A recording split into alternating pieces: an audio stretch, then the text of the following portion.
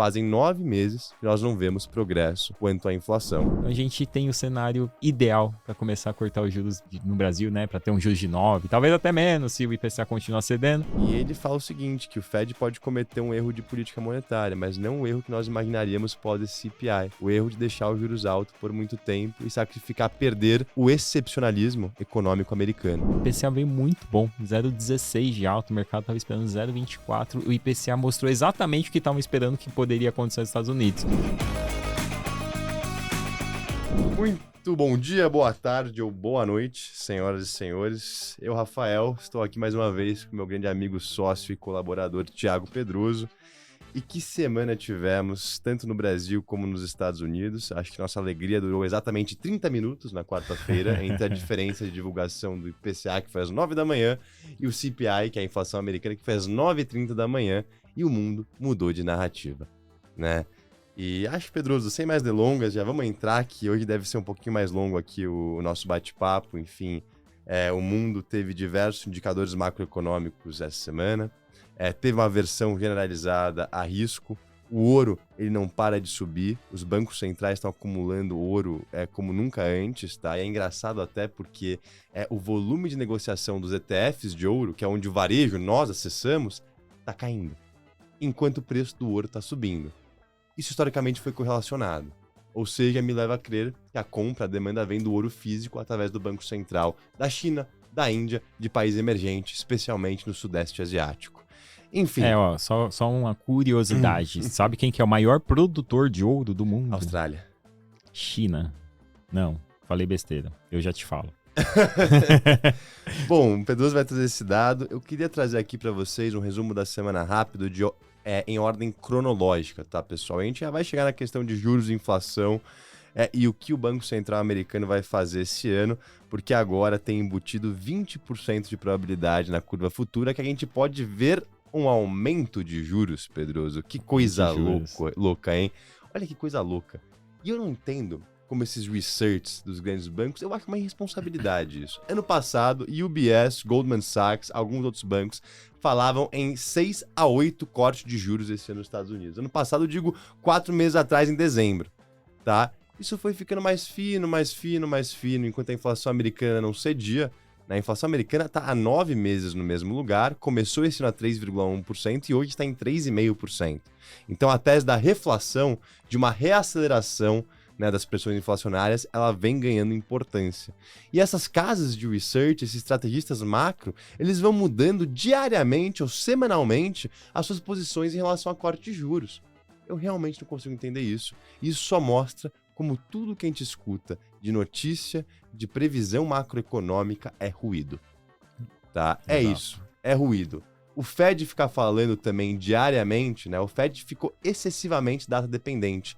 Ele virou comentarista de mercado, Fed. Igual a gente comenta do jogo de São Paulo e Corinthians, o Fed comenta dado após dado sobre como isso muda a direção da política monetária. Isso traz volatilidade excessiva e, no meu ver, não deveria continuar, tá? É entender a direção, é entender as premissas e ir se balizando, né, de forma estrutural quanto a isso, e não semanal, né? Enfim, trouxe aqui um breve resumo do que eu vou falar.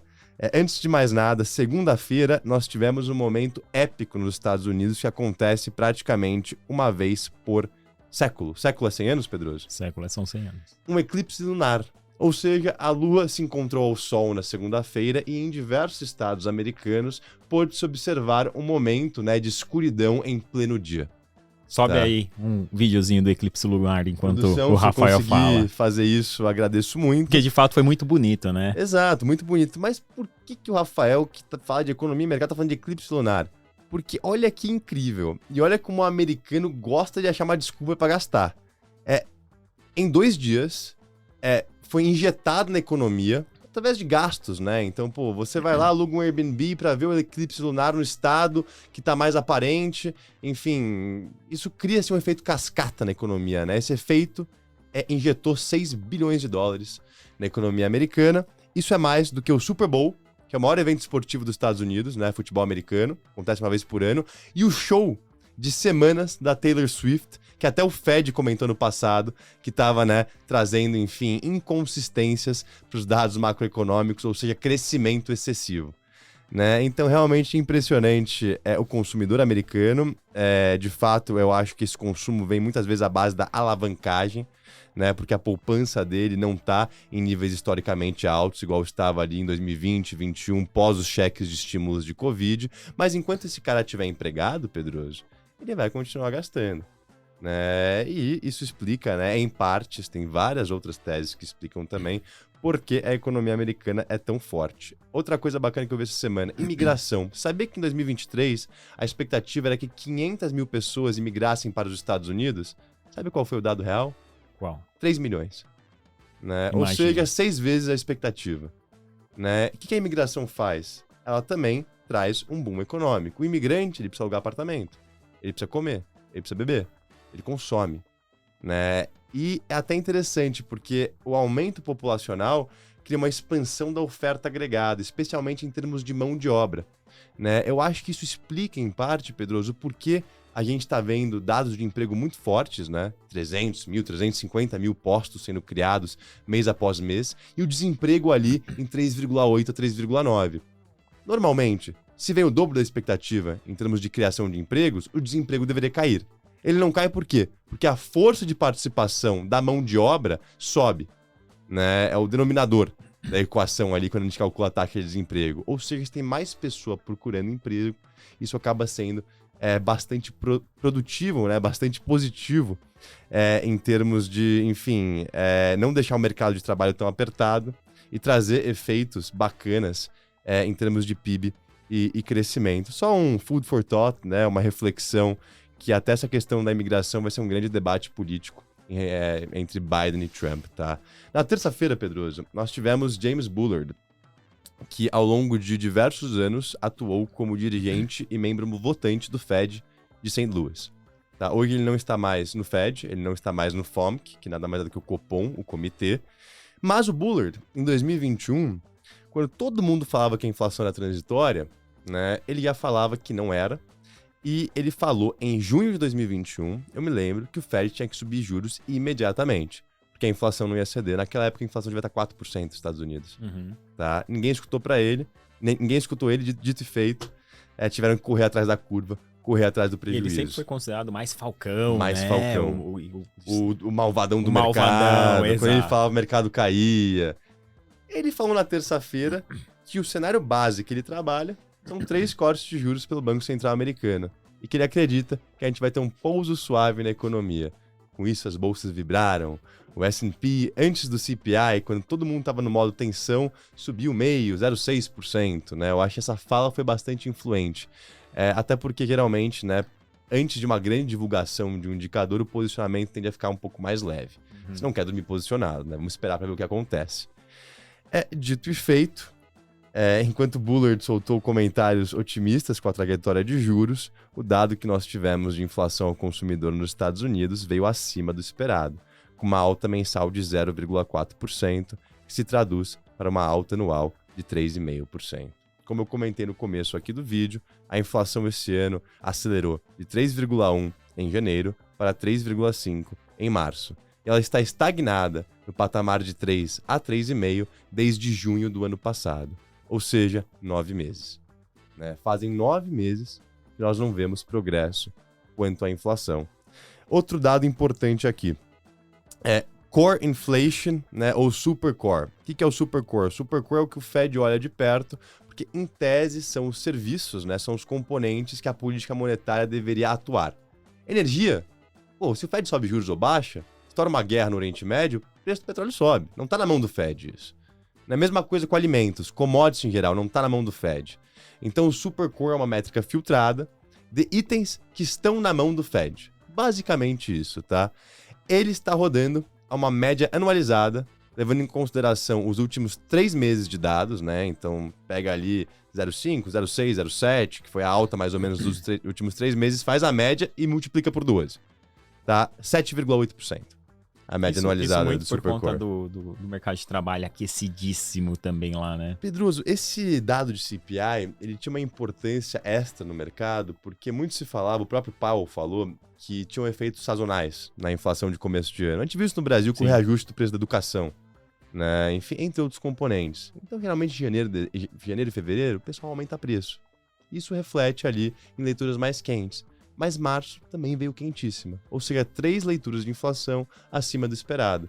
O mercado decidiu ignorar a primeira, decidiu ignorar a segunda e a terceira, né? Vamos ver se de fato é isso, mas pode ter reagido talvez de forma demasiada, né? Porque foi uma reação bastante severa em termos de reprecificação de juros, né? Todo mundo falava em 3 cortes antes do CPI. Hoje tem menos de 2 cortes embutidos na curva, com a probabilidade intrínseca de um aumento de uma probabilidade de 20% que o Fed possa, na verdade, aumentar os juros até o fim do ano e não abaixá-lo, tá? Eu acho que esse cenário é bem difícil mesmo, porque tem o fiscal ali do outro lado, que por mais que a inflação esteja pegajosa, é um tiro no pé aumentar o custo da dívida, e o próprio Pedroso fala, tem um ajuste fiscal a ser feito nos Estados Unidos através da inflação. Ou você corta na carne, ou você faz isso através da inflação. Enfim, isso seria péssimo para ativos de risco, tá? Eu acho que o Fed voltar a subir juros é sugar a capital do Brasil, é o real ir para 5,5, é uma coisa que não tá no preço de fato, é um evento cauda, um evento extremo bear, né? Mas é aqui que estamos. E só voltando aqui para o CPI, eu dou minha opinião também que eu quero analisar. O índice de difusão do CPI para itens que sobem mais de 4%, Pedro, está em 66%. Ou seja, 66% dos itens que compõem o CPI estão rodando uma média anualizada de inflação de 4% ou mais. Coisa pra caramba. Isso estava em 55% em dezembro. Agora está em 66%. Aumentou. Então o qualitativo do CPI não foi só um número ali na cara. O qualitativo, ele também foi ruim. E aí, o que eu vi circulando no Twitter de estrategistas renomados de casos importantes foi um gráfico da inflação na década de 70 e um gráfico, né, dos últimos 5 anos da inflação atual. E se você coloca um gráfico contra o outro, eu acho que o comportamento inflacionário, no mínimo, dá medo. Né? Porque, enfim, historicamente, a inflação ela se desenvolveu por ondas. Né? E a gente viu ali Mas que... a década de 70 você teve a questão do petróleo, que pode se repetir com uma guerra agora. Você teve 2 guerras na década de 70. A gente tá tendo 2 guerras agora também, né? Mas foram guerras que trouxeram muito mais impacto pro mundo, né? Pedroso, eu não acho que é... Enfim, se a gente repetir esse gráfico, a gente tá falando que a inflação renova um pico. O pico da inflação em 22 foi de 9%. Eu não consigo imaginar a inflação nos Estados Unidos saindo de 3,5% para 9%. Um cenário extremo de uma guerra que arraste talvez o Oriente Médio, porque a gente tá falando de uma guerra eventualmente mais pesada entre Irã e Israel, você arrastaria toda aquela região junto, né? Aí talvez você poderia de fato ter algum estresse adicional, mas ainda assim é muita coisa, né, de se imaginar. É muito difícil, enfim, o que eu mais vi foram gráficos desses, então os ursos, né, a galera pessimista, que tava ali quietinha, triste, que bolsa não parava de subir, que inflação tava caindo, a economia tava indo bem, eles finalmente voltaram a aparecer. Né? Agora, quem vai ganhar essa batalha no curto prazo ou no médio prazo, eu não sei. Mas no longo prazo eu te digo quem vai ganhar. É o cara otimista. É o cara que tem alocação estrutural em bons ativos.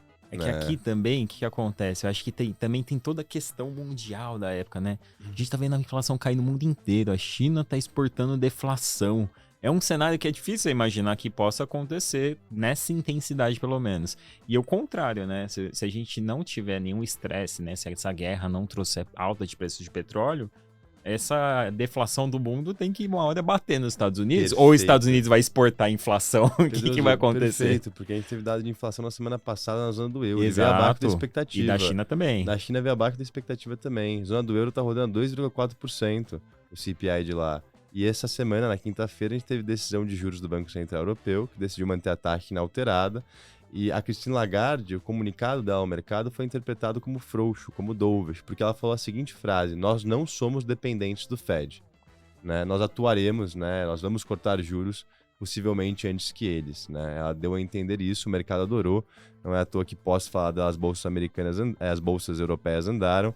E julgo eu que, se esse for o caso, né, a zona do euro baixando juros, Estados Unidos ficando lá neutro, o euro vai buscar paridade. Já que você falou até de inflação da Europa, né? Trazer aqui da China rapidinho.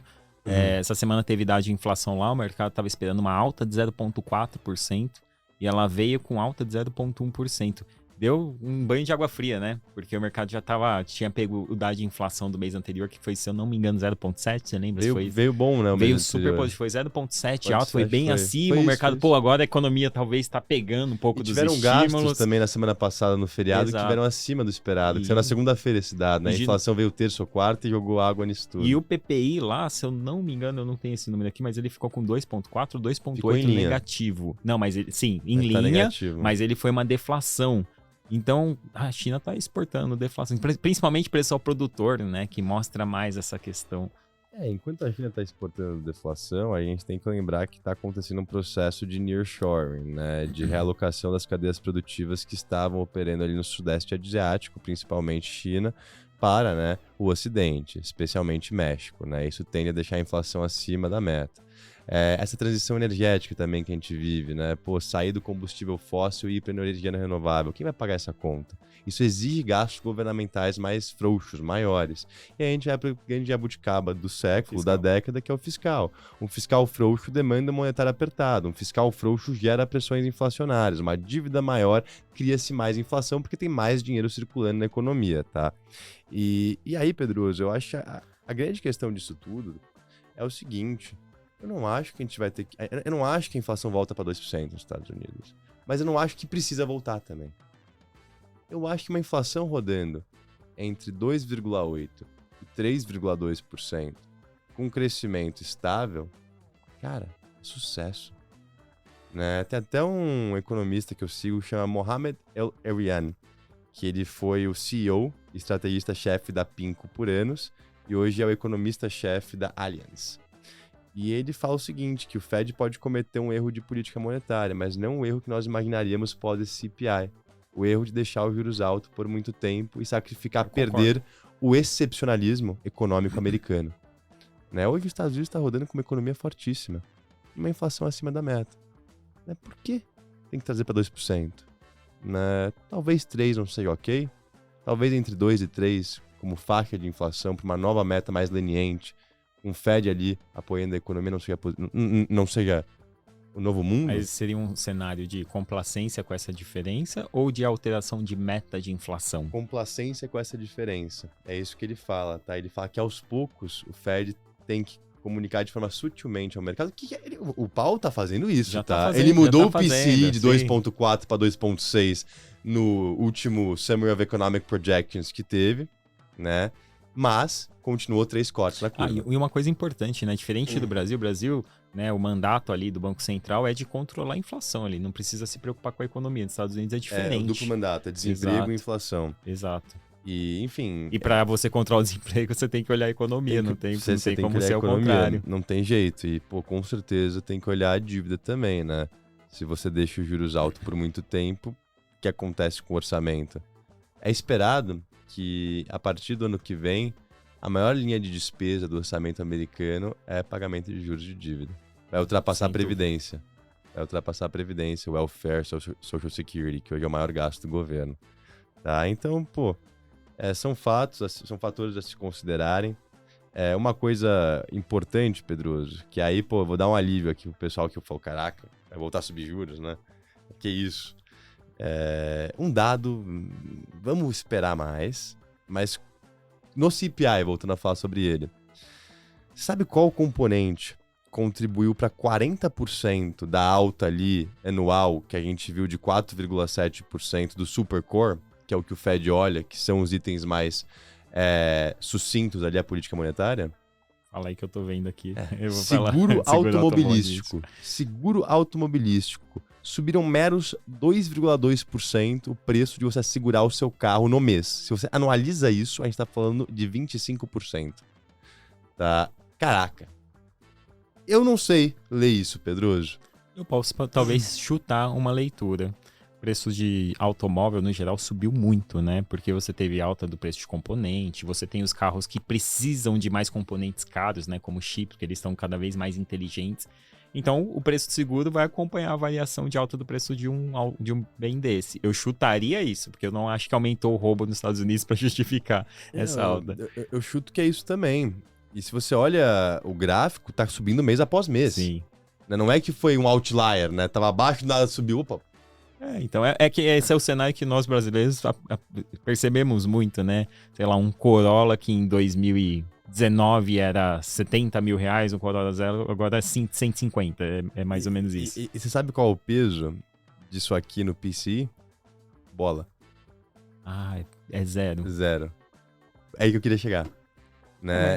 O Faz mercado, sentido. Galera, vai estar muito atento, eu acho que é daqui 2 semanas o dado, pro PCI, que é outra inflação nos Estados Unidos, mas é a inflação que o Fed mais acompanha. O método para você calcular é diferente do CPI. O CPI pega muito esse dado e o PCI não Exato. pega. Mas saiu o PPI essa semana, você ia falar dele? Eu ia falar agora dele. Então, a gente fala junto, porque o PPI, o PCI pega. E o PPI em tese veio bom. PPI que é preços ao produtor. O PCI tem ali uma correlação com o PPI, eu tava vendo isso. Então, o PCI vai ser importante para validar a tese de que, a inflação tá voltando a subir e Fed tem que ficar muito, mas muito alerta, ou falar, opa, calma aí que talvez o mercado reagiu demais a um único dado. Né? Então, realmente PCI... Quando que sai o PCI mesmo? Se conseguir checar aí, eu agradeço. Eu até queria pegar a expectativa pra gente passar pro pessoal, mas o peso do PCI, galera, eu acho que é 2 semanas, tá? Não na próxima, na seguinte. Então, falamos do que aconteceu na quarta, né? Pós-inflação... E olha que incrível. Pós uma inflação maior nos Estados Unidos, a curva de juros longa, 10 anos americano, subiu 20 pontos naquele dia, enfim, 15 pontos, e a Nasdaq caiu 0,7%. Esse CPI bateu pouco em Nasdaq e S&P, né, que tem uma grande overlap, uma grande correlação. Ele bateu muito em small cap. Small cap caiu quase 3%, que são setores mais sensíveis a juros. Né? Aonde eu quero chegar? A gente teve um dia péssimo no mercado, movimento de 20 pontos nos juros realmente é algo, que acontece muito raramente. E mesmo assim, não teve tanto vendedor para boas empresas. Né? Boas empresas são aquelas anticíclicas, né? Que hoje, no contexto global, acabam sendo as big techs que dominam o índice SP500, dominam ainda mais o índice Nasdaq. E tem uma outra análise, se você for pensar. A gente está entrando agora, hoje começou a temporada de resultados dos Estados Unidos, né? Começou com Wells Fargo, acho que JP Morgan e Citigroup. É isso aí. Hoje começou a temporada lá e daqui a pouco tem os resultados dessas grandes empresas. Ou seja, se não tem venda, porque a galera tá achando que vai vir mais um trimestre bom.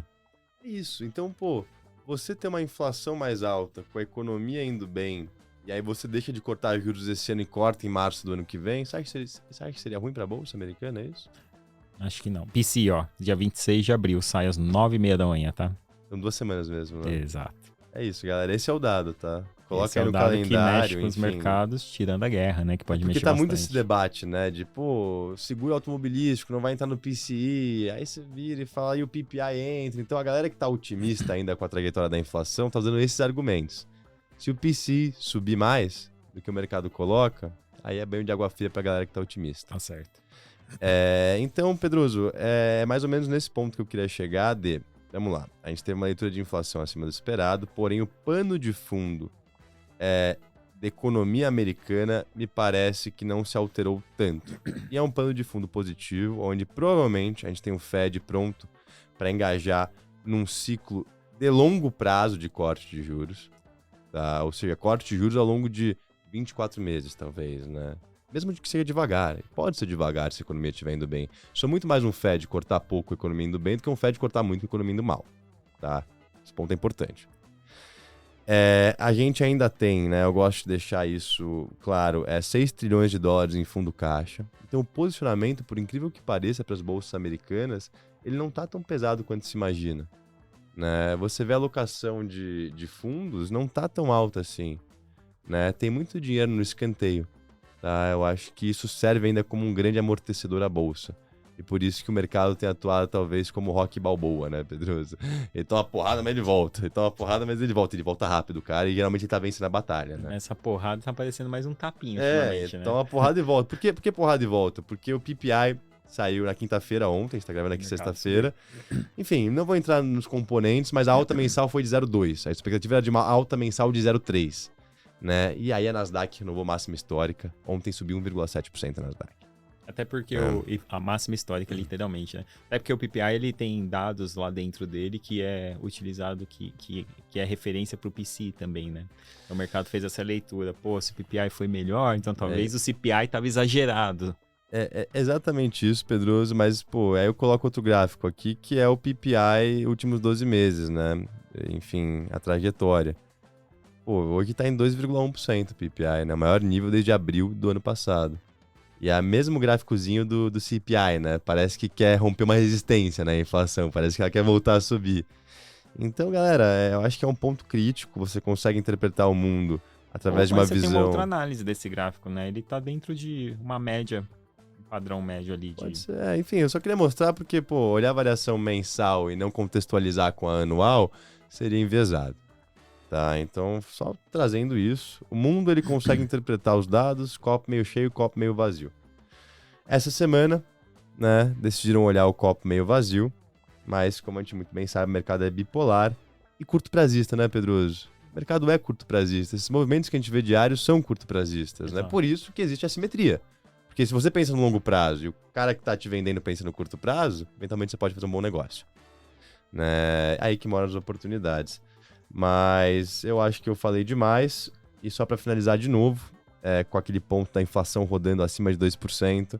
Hoje, o Larry Fink, que nada mais é do que um dos homens mais importantes do mundo, né? CEO da BlackRock, que é a maior gestora do mundo, a maior asset do mundo. Ele falou o seguinte, a gente sempre falou que a inflação ia moderar, mas que ela iria moderar para um nível terminal maior do que o Fed estava esperando. E eu imagino que uma inflação estável entre 2,8% a 3%, a gente pode ir para casa e falar que vencemos. Tá? Tentei traduzir aqui, ficou meio Braddock até minha tradução, mas eu acho que deu para entender. Tá, galera? Que tá em inglês aqui, eu tô lendo, tô fazendo a tradução em tempo real. É o que subiu também, Mas o negócio é a mesma visão do Mohamed El-Erian, né? Que a inflação vai rodar acima da meta por fatores estruturais que muitas vezes fogem do escopo de atuação do Fed. E se foge do escopo de atuação do Fed, o que acontece? Você subir juros ou demorar muito para cortar, aí que mora o erro de política monetária, talvez. Né? Tem argumento para todo lado, mercado é humildade e paciência. Eu te confesso que eu tô confuso pra caramba. Lógico que ter bons ativos em carteira continua sendo a premissa-chave. Enfim, eu queria saber a sua opinião, Pedroso. Se eu apontasse uma arma na sua cabeça e falasse, pô, a inflação vai voltar a subir ou ela vai ficar estabilizada? Eu acho que a inflação cai. É minha aposta pro segundo semestre. O Pedroso tá com a Mas tese não otimista. É que eu acho que é o cenário que, se não tiver nenhum estresse adicional de petróleo, tudo... O que está acontecendo no mundo, uma hora tem que refletir lá nos Estados Unidos, né? E mesmo a economia geralmente americana... as inflações, elas andam juntas no mundo. Exato. O ciclo econômico, ele é coordenado. Ele é bem coordenado. Tirando os países com problemas, lógico. Mas o ciclo econômico, quando você pega a coordenado. maioria dos países, eles seguem juntos. E não faz sentido, o mundo inteiro tá vendo esse movimento, uns mais, outros menos, mas o movimento de aceleração de inflação. E os Estados Unidos andar na contramão. Agora, você tem toda a questão fiscal que tem um impacto adicional lá que não tem no mundo. Mas se isso é verdade, e quem vai exportar a deflação, quem vai exportar problema vai ser os Estados Unidos, né? Mas eu não sei, eu tenho a impressão que a gente talvez tenha um segundo semestre bom. Eu não sei o nome, eu acho que você vai saber me dizer. Teve uma criptomoeda que teve um ICO lá fora. Truflation. Eu ia falar disso agora. Eles rodam, é um projeto que roda no blockchain. Enfim, difícil explicar, né? A gente também não é nenhum craque de cripto. Mas eles fazem o seguinte, a ideia do projeto, que chama Truflation, eles lançaram o token essa semana, pra quem quiser comprar, é possível. Não é uma recomendação, Zero. Só pra falar da história. Era só um história. projeto, agora tem o token, então todo mundo pode participar. E a proposta é muito bacana, porque eles querem virar provedores de indicadores econômicos e índices em tempo real, basicamente, né? Então eles têm um índice de inflação nos Estados Unidos e no Reino Unido, que pega ali diversos componentes. Basicamente, ele pluga, né, o sistema deles em empresas como a Walmart, a Hilton, o McDonald's. Né? E a partir dos dados que eles recebem dessas companhias, eles calculam o índice de inflação Truflation.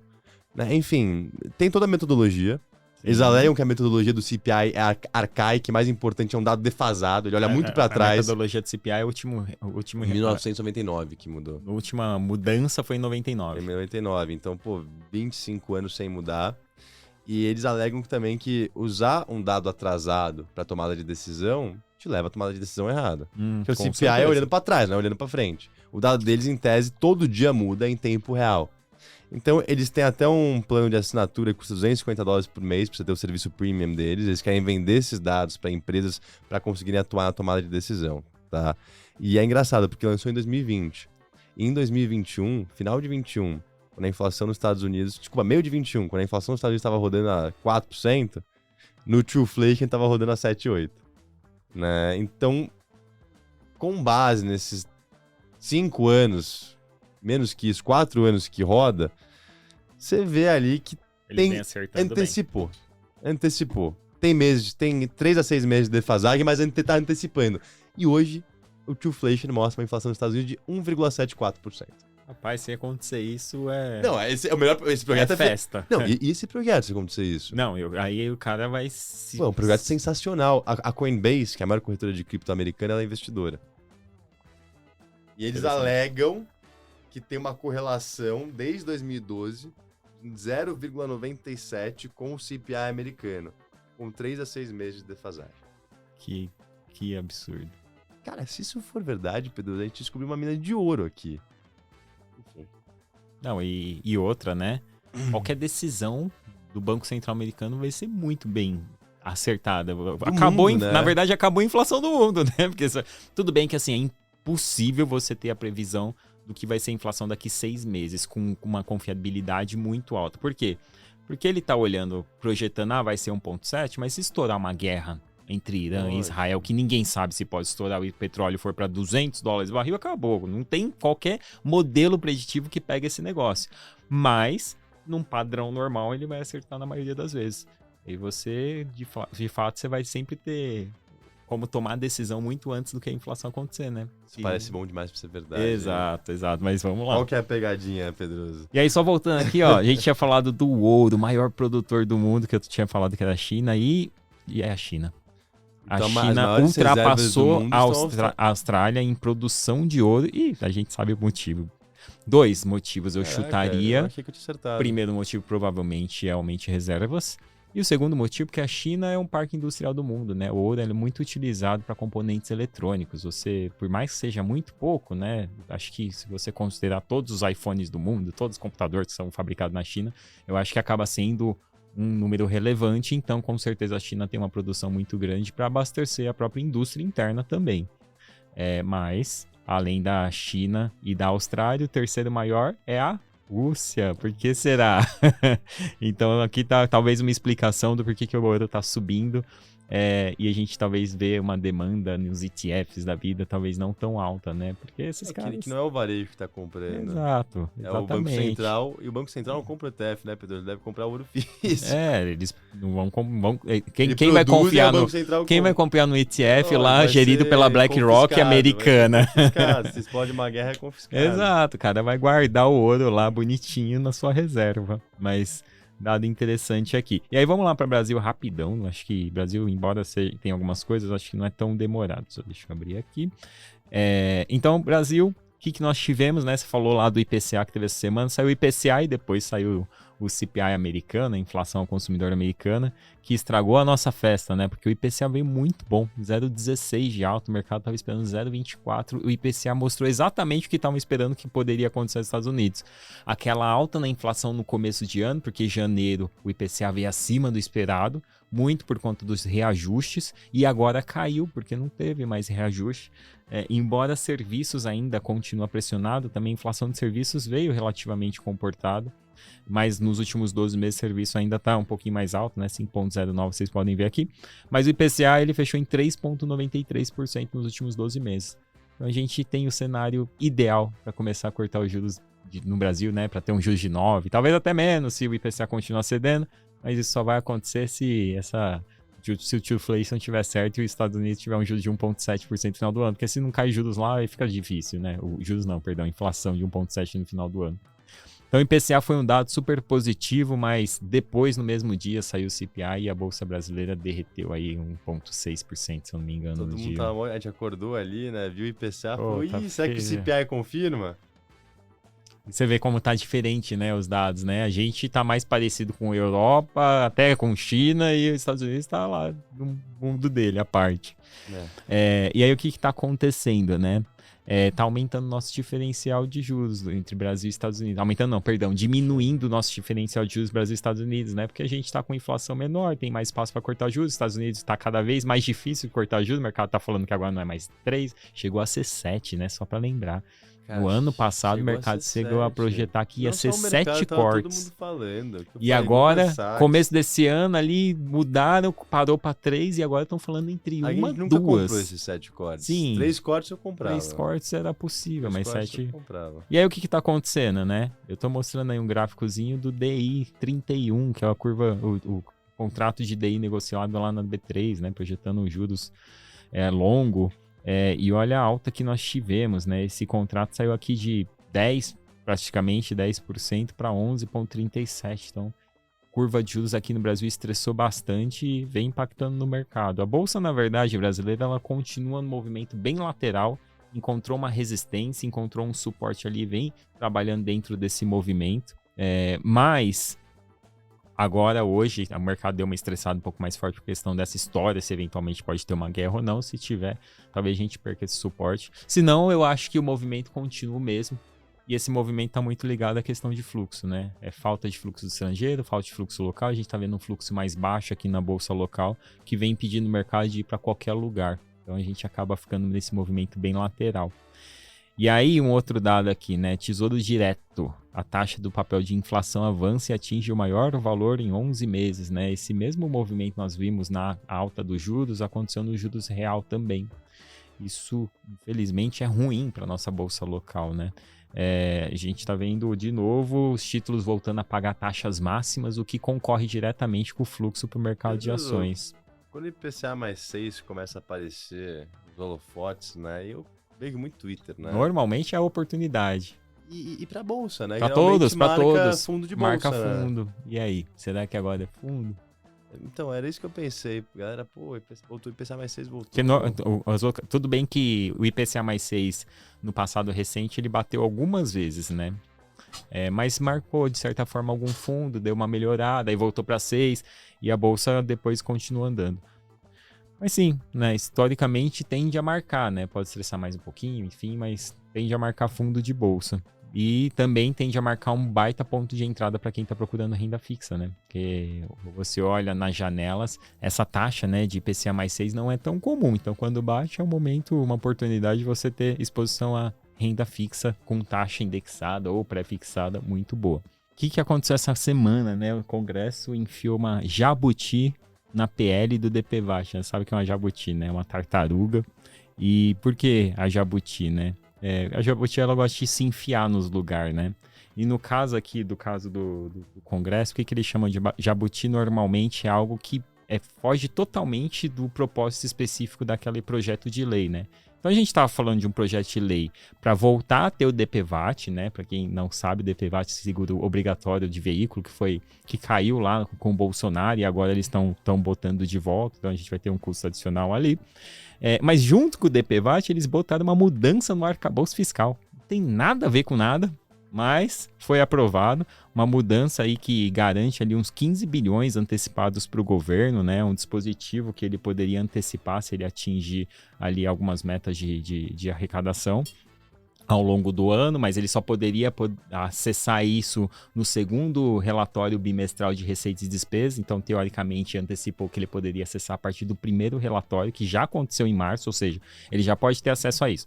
Em tese, esse número, os 15 bilhões, muito provavelmente ele teria acesso, então o problema não é o gasto, o problema é a mudança no arcabouço.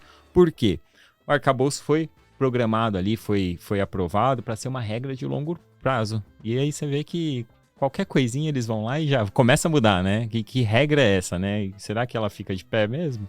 Né? O arcabouço, em tese, era para ser uma regra muito estável, para trazer segurança, né, para o mercado falar, pô, a gente tem ali uma regra que o governo vai ter que seguir. seguir até onde? Até dar o primeiro problema, eu vou lá e o Congresso me aprova uma mudança. Então o mercado ficou meio azedo. Isso foi um dos motivos que acelerou o movimento de queda no dia que saiu o CPI aqui nos Estados Unidos. Porque, em tese, o Brasil tava, a inflação tá bem, não era para ter caído tanto, caiu até mais do que lá fora. Então isso deu uma azedada no mercado. E é de fato algo bem negativo. E aí outra coisa que saiu aqui no Brasil importante essa semana foi vendas no varejo. Aqui, assim como nos Estados Unidos, pelo menos é uma coisa boa, né? O Brasil tá com a economia andando bem. Vendas no varejo, ela veio com alta de 1%, a projeção era de queda de 1%, então veio bem acima do que era projetado. E no ano, as vendas no varejo subiu 8,2%, o mercado estava projetando 3,3%. Dado positivo do ponto de vista de crescimento econômico, mas ruim para uma eventual inflação, pode atrapalhar ali uma queda de juros. Se bem que a minha opinião é que isso daqui não deveria atrapalhar a queda de juros, o que atrapalha é juros nos Estados Unidos, né? Porque mesmo com a economia andando bem, a nossa inflação está rodando ok. Teria espaço para os juros cair, mas não dá para cair por conta dos Estados Unidos. Teve um qualitativo bom o IPCA no Brasil, né? Teve um qualitativo bom. O núcleo ali de serviços teve uma queda. Exato. E nos Estados Unidos acelerou. Até se você for comparar a inflação de serviços dos últimos 3 meses anualizada no Brasil e nos Estados Unidos, a brasileira é menor que a americana. Eu não sei qual que é a americana. A brasileira tá na casa de 4, a americana tá na casa de 4 alto. Bem perto, mas... E só para finalizar Brasil, né? Tá chegando a um desfecho a história dos dividendos da Petrobras, mas tá meio que dá com uma mão e tira com a outra. O que rolou, né? Os dividendos da Petrobras, parece que eles chegaram a um acordo de distribuir. O mais provável é que vai ser metade do que era, né? Os dividendos extraordinários. Então vão distribuir metade e o restante vai ficar no caixa. Só que em compensação, Petrobras deve aderir a um acordo de quitação de impostos sobre afretamento que pode ter ali um impacto de 15 a 20 bilhões. Ou seja, distribua uma parte de dividendo, o outro fica aqui, a empresa vai ter que pagar, o governo resolve o dele. Porque ele vai, teoricamente, ter praticamente o que seria mais do que todo o dividendo extraordinário, né? Porque uma parte ele receberia através desse acordo. A empresa, eu vejo como um negativo, a empresa ainda poderia questionar isso e talvez arrastar isso mais tempo, mas com certeza isso daqui é um conchavo para o governo conseguir ter uma arrecadação maior esse ano. Não acho que seja só porque seja benéfico para a empresa.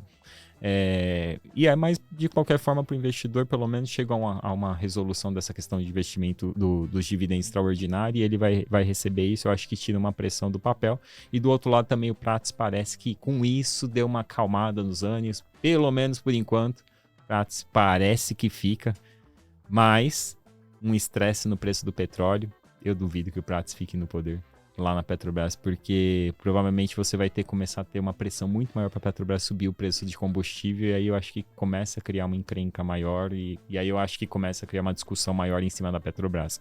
Mas vamos ver, sinceramente, a gente estava até conversando aqui, né, há pouco, a gente acha que o Irã e atacar lá Israel, a gente tem a impressão que seria um cenário meio extremo. Eu acho que não é um cenário tão provável quanto está aparecendo da mídia, mas estão falando que nas próximas 48 horas pode ter um ataque.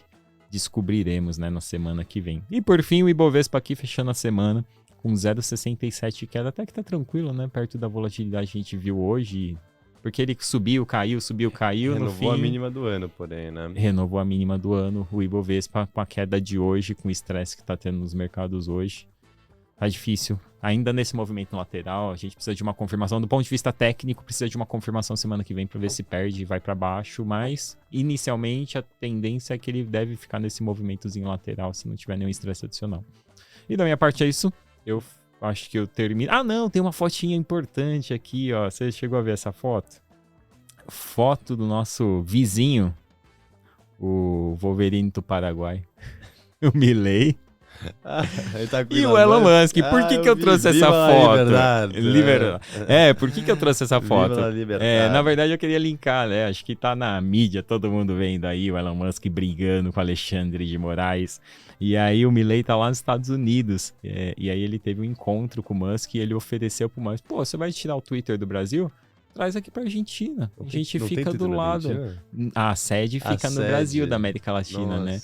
E traz aqui pra Argentina, porque a gente fica aqui do lado, não sei o que, né? Enquanto um tá chorando ali, o outro tá vendendo lenço. Então, enquanto o Brasil tá aqui discutindo na rede social com o cara, o outro tá lá se aproveitando do que cenário. momento para estarmos vivos, né? Independente do posicionamento aí político, social em relação a essa briga do judiciário brasileiro contra o Elon Musk, que baita entretenimento. Tá se divertido. Que loucura, quem imaginaria que o Elon Musk e o Alexandre de Moraes não tá tretando no Twitter, né? E o Lula e o Musk falando que o Lula, o Alexandre de Moraes tem o Lula na coleira, e é uns comentários, e já, o Elon Musk vai marcar a Globo lá no Twitter e falar: quanto você quer? 1 bi, 2 bi de dólar, leva isso aí ou não? Não, eu nem gosto de olhar de lado, né? Eu acho que uma discussão. Mas tá engraçado isso. Mas eu acho que os dois lados são estranhos. É rir pra não chorar, mas eu não sei comentários. Mas eu acho que o pior, assim, o Elon Musk tá lá se divertindo, né? Eu acho que o nosso judiciário que tá perdendo tempo de dar atenção. Poderia ter falado: fica aí com seu tweet. Se você decidir amanhã desobedecer as nossas leis, aí sim a gente vai lá e, faz o que é necessário, dá multa. Mas não ficar. É que ele alega que as leis que o judiciário pediu pra ele justamente arcar vai contra a Constituição brasileira, né?